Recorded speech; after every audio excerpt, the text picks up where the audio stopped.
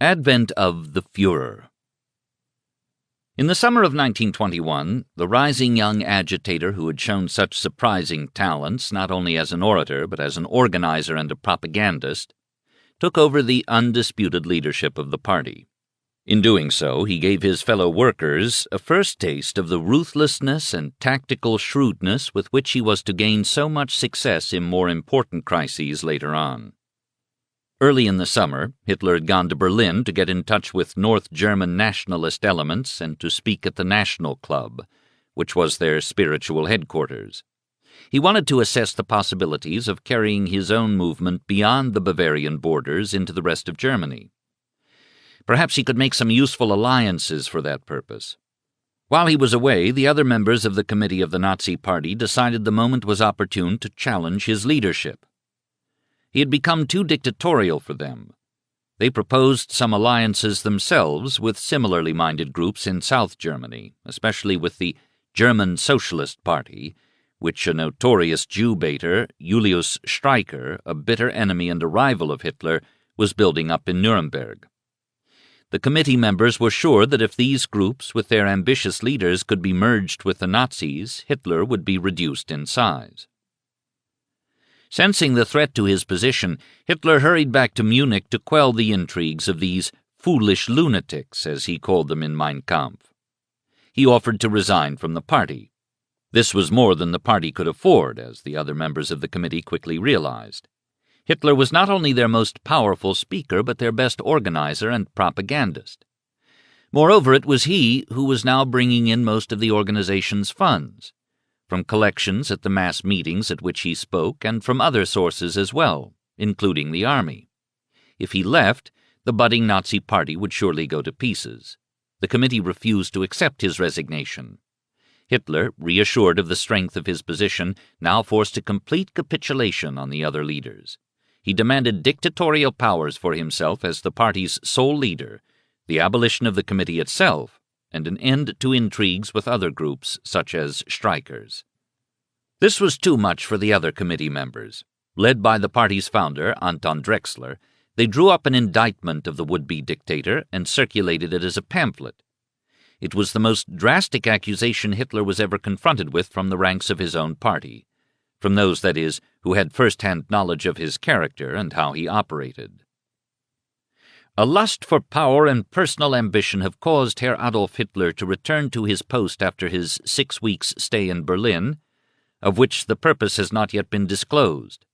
He regards the time as ripe for bringing disunion and schism into our ranks by means of shadowy people behind him, and thus to further the interests of the Jews and their friends. It grows more and more clear that his purpose is simply to use the National Socialist Party as a springboard for his own immoral purposes, and to seize the leadership in order to force the party onto a different track at the psychological moment. This is most clearly shown by an ultimatum which he sent to the party leaders a few days ago, in which he demands, among other things, that he shall have a sole and absolute dictatorship of the party, and that the committee, including the locksmith Anton Drexler, the founder and leader of the party, should retire. And how does he carry on his campaign? Like a Jew. He twists every fact. National Socialists, make up your minds about such characters. Make no mistake, Hitler is a demagogue. He believes himself capable of filling you up with all kinds of tales that are anything but the truth. Although weakened by a silly anti-Semitism, Hitler acting like a Jew, the charges were substantially true, but publicizing them did not get the rebels as far as might be supposed. Hitler promptly brought a libel suit against the authors of the pamphlet, and Drexler himself, at a public meeting, was forced to repudiate it. In 2 special meetings of the party, Hitler dictated his peace terms. The statutes were changed to abolish the committee and give him dictatorial powers as president. The humiliated Drexler was booted upstairs as honorary president, and he soon passed out of the picture. He left the party in 1923, but served as vice president of the Bavarian Diet from 1924 to 1928. In 1930 he became reconciled with Hitler, but he never returned to active politics. The fate of all discoverers, as Haydn observed, overtook Drexler. As Haydn says, it was the victory of the Cavaliers over the Roundheads of the party. But it was more than that. Then and there, in July 1921, was established the leadership principle, which was to be the law first of the Nazi Party and then of the Third Reich. The Fuehrer had arrived on the German scene. The leader now set to work to reorganize the party. The gloomy tap room in the back of the Sternecker which to Hitler was more of a funeral vault than an office, was given up and new offices in another tavern in the Corneliusstrasse occupied.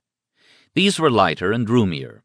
An old Adler typewriter was purchased on the installment plan, and a safe, filing cabinets, furniture, a telephone, and a full-time paid secretary were gradually acquired. Money was beginning to come in. Nearly a year before, in December of 1920, the party had acquired a run-down newspaper badly in debt, the Völkischer Beobachter, an anti-Semitic gossip sheet which appeared twice a week. Exactly where the 60,000 marks for its purchase came from was a secret which Hitler kept well, but it is known that Eckart and Röhm persuaded Major General Ritter von Epp, Röhm's commanding officer in the Reichswehr, and himself a member of the party, to raise the sum. Most likely it came from army secret funds. At the beginning of 1923, the Völkischer Beobachter became a daily, thus giving Hitler the prerequisite of all German political parties, a daily newspaper in which to preach the party's gospels. Running a daily political journal required additional money, and this now came from what must have seemed to some of the more proletarian roughnecks of the party like strange sources. Frau Helene Beckstein, wife of the wealthy piano manufacturer, was one. From their first meeting she took a liking to the young firebrand, inviting him to stay at the Beckstein home when he was in Berlin, arranging parties in which he could meet the affluent, and donating sizable sums to the movement. Part of the money to finance the new daily came from a Frau Gertrud von Seidlitz, a Balt, who owned stock in some prosperous Finnish paper mills. In March 1923, a Harvard graduate, Ernst Putzi Hanfstengel, whose mother was American and whose cultivated and wealthy family owned an art publishing business in Munich, loaned the party $1,000 against a mortgage on the Völkischer Beobachter. This was a fabulous sum in marks in those inflationary days and was of immense help to the party and its newspaper. But the friendship of the Hanfstengels extended beyond monetary help. It was one of the first respectable families of means in Munich to open its doors to the brawling young politician. Putzi became a good friend of Hitler, who eventually made him chief of the foreign press department of the party. An eccentric, gangling man, whose sardonic wit somewhat compensated for his shallow mind, Hanfstengel was a virtuoso at the piano, and on many an evening, even after his friend came to power in Berlin, he would excuse himself from the company of those of us who might be with him to answer a hasty summons from the Führer. It was said that his piano playing, he pounded the instrument furiously, and his clowning soothed Hitler and even cheered him up after a tiring day. Later, this strange but genial Harvard man, like some other early cronies of Hitler, would have to flee the country for his life. In his memoirs, Unheard Witness, Hanfstengel says that he was first steered to Hitler by an American. This was Captain Truman Smith, then an assistant military attaché at the American Embassy in Berlin. In November 1922, Smith was sent by the embassy to Munich to check on an obscure political agitator by the name of Adolf Hitler and his newly founded National Socialist Labor Party. For a young professional American Army officer, Captain Smith had a remarkable bent for political analysis. In 1 week in Munich, November 15th to 22nd, he managed to see Ludendorff, Crown Prince Ruprecht, and a dozen political leaders in Bavaria, most of whom told him that Hitler was a rising star and his movement a rapidly growing political force. Smith lost no time in attending an outdoor Nazi rally at which Hitler spoke. "Never saw such a sight in my life," he scribbled in his diary immediately afterward. "Met Hitler," he wrote, "and he promises to talk to me Monday and explain his aims."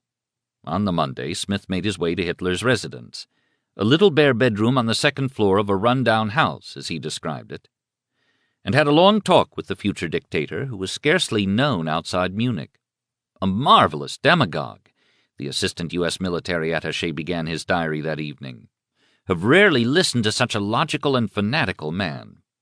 The date was November 22, 1922. Just before leaving for Berlin that evening, Smith saw Hanfstaengl, told him of his meeting with Hitler, and advised him to take a look at the man. The Nazi leader was to address a rally that evening, and Captain Smith turned over his press ticket to Hanfstaengl. The latter, like so many others, was overwhelmed by Hitler's oratory, sought him out after the meeting, and quickly became a convert to Nazism. Back in Berlin, which at that time took little notice of Hitler, Captain Smith wrote a lengthy report which the embassy dispatched to Washington on November 25, 1922. Considering when it was written, it is a remarkable document. "The most active political force in Bavaria at the present time," Smith wrote, "is the National Socialist Labour Party. Less a political party than a popular movement, it must be considered as the Bavarian counterpart to the Italian Fascisti. It has recently acquired a political influence quite disproportionate to its actual numerical strength. Adolf Hitler from the very first has been the dominating force in the movement, and the personality of this man has undoubtedly been one of the most important factors contributing to its success. His ability to influence a popular assembly is uncanny. In private conversation, he disclosed himself as a forceful and logical speaker, which, when tempered with a fanatical earnestness, made a very deep impression on a neutral listener." Colonel Smith, who later served as American military attaché in Berlin during the early years of the Nazi regime, kindly placed his diary and notes of his trip to Munich at the disposal of this writer. They have been invaluable in the preparation of this chapter. Hanfstaengl spent part of World War II in Washington, ostensibly as an interned enemy alien, but actually as an advisor to the United States government on Nazi Germany. This final role of his life, which seemed so ludicrous to Americans who knew him and Nazi Germany, must have amused him.